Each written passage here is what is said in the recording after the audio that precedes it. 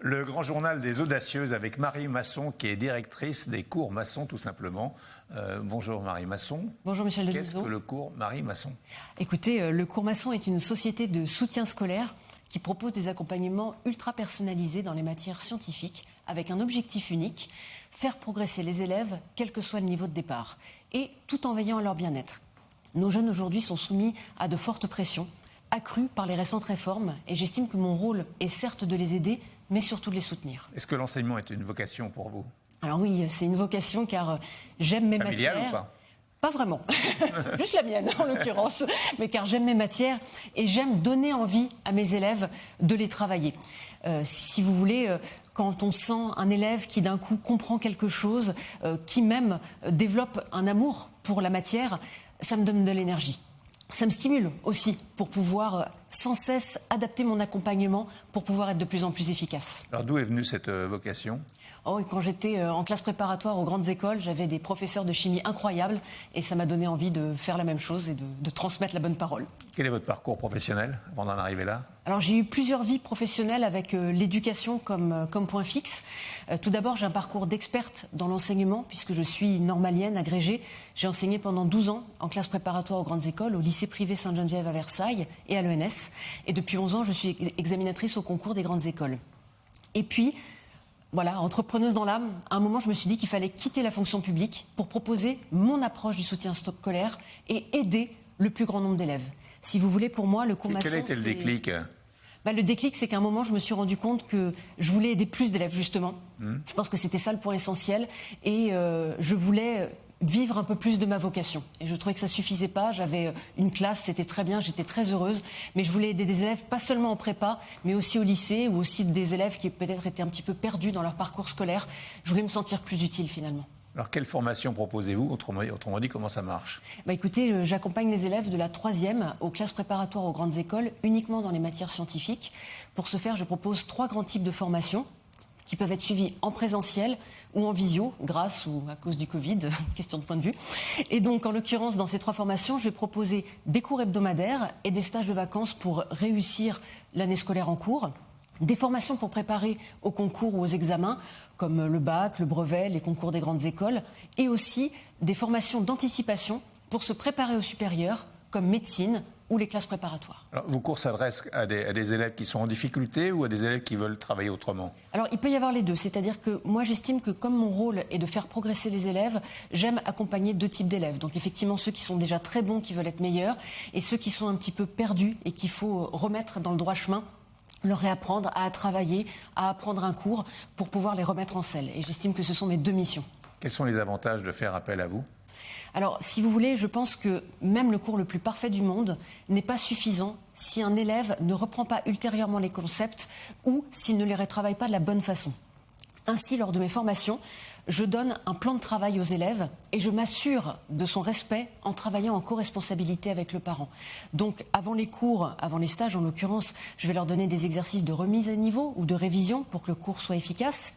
Et après, je vais donner des devoirs à me rendre pour vérifier la bonne appropriation des concepts, des cours en vidéo pour reprendre les concepts parce que la répétition ancre la notion, et enfin des plannings de travail pour ceux qui veulent réviser un concours ou un examen. Combien d'élèves avez-vous chaque année?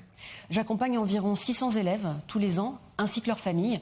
Alors les élèves, bien sûr, je Vous m'occupe... les accompagnez, vous êtes seul? Non. Alors on est peu nombreux, il est vrai, parce que la partie accompagnement, si vous voulez, autour de la famille, je m'en occupe personnellement. Donc du coup, je reste très limitée, effectivement, dans le nombre d'élèves dont je vais pouvoir m'occuper. Donc j'ai quelques enseignants qui peuvent intervenir ponctuellement.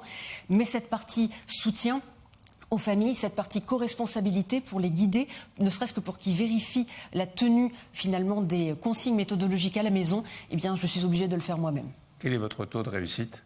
Alors, mon indicateur d'efficacité, c'est plutôt la progression de l'élève, mais les parents aiment les chiffres. Ah bah oui. Alors, c'est normal. Alors, donnons-leur des chiffres. Donc, je pourrais vous citer, par exemple, mes formations médecine, où 75% des élèves que je forme en première ou en terminale obtiennent effectivement le concours. Ah, c'est beaucoup. Oui, je suis assez contente. Mais bon, en même temps, ils sont très motivés puisqu'ils s'y préparent très tôt. Donc, finalement, les résultats sont en lien avec leur motivation. C'est normal.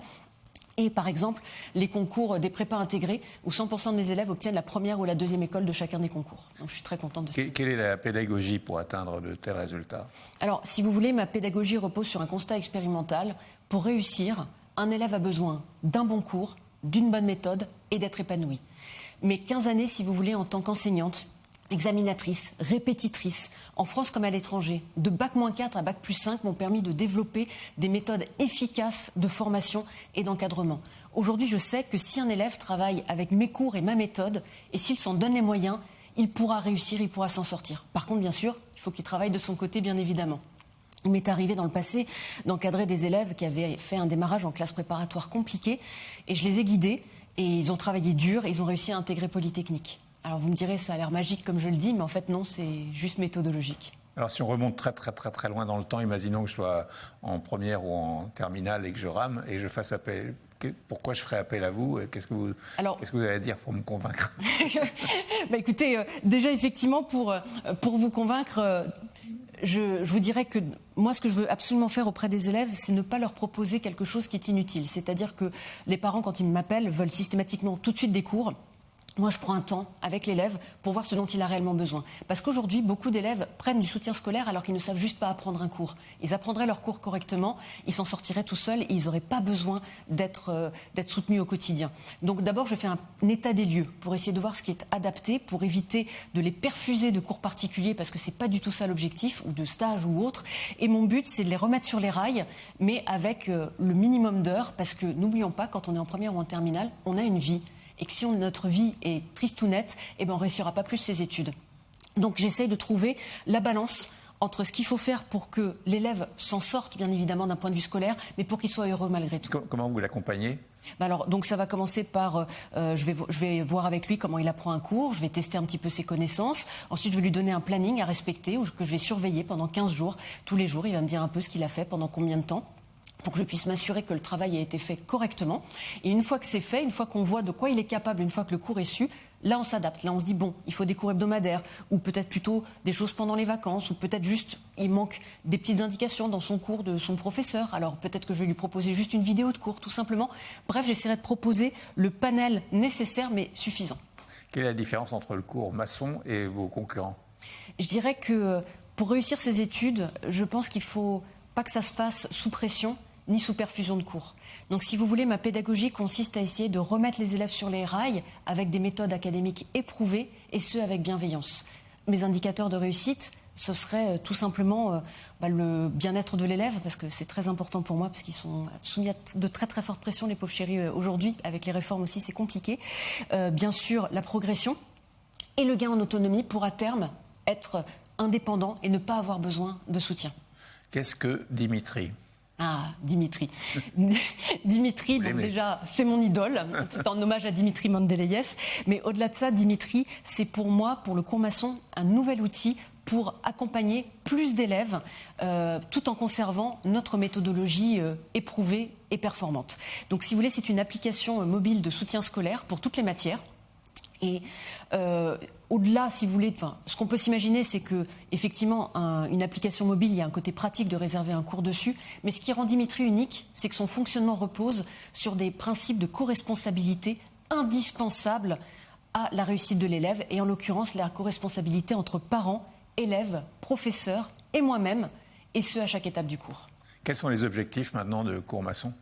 L'objectif de cours maçon, c'est surtout de développer la partie Dimitri, qui pour moi va permettre aux élèves d'avoir une aide au quotidien peut-être un peu plus forte que ce que je peux proposer, parce qu'aujourd'hui je propose surtout des stages ou des cours en groupe, et ponctuellement un élève peut avoir besoin d'un cours particulier pour réviser un devoir ou pour éclaircir un point obscur tout simplement d'un cours. Et enfin, la plateforme est destinée à se développer pour proposer des outils aux élèves pour travailler en autonomie entre les cours. Donc le but, justement, c'est de limiter le nombre de cours pour les élèves et de les rendre maîtres de leur destin, si vous voulez, un petit peu, pour qu'ils puissent réussir par la suite dans le supérieur. Est-ce que la situation actuelle, la situation sanitaire, a changé la donne pour vous ? Oui, effectivement, parce que je me suis retrouvée avec énormément de demandes au moment du problème du Covid, et de demandes que je ne pouvais pas toujours honorer malheureusement, parce que j'ai pas, à un moment je faisais cours tous les jours, le samedi, le dimanche, tout le temps, tout simplement pour essayer d'aider les élèves. Et donc effectivement, c'est là où je me suis rendu compte qu'il fallait que je puisse proposer plus de choses pour les élèves, et en plus, effectivement, ils se retrouvaient en difficulté dans beaucoup de matières, et je me suis sentie inutile. Vous voyez, quand un élève avait des difficultés en langue ou autre, et je me disais, je ne peux rien faire pour les aider. Donc c'est dans ce contexte justement que Dimitri est né. Merci beaucoup Marie Masson. Merci à vous.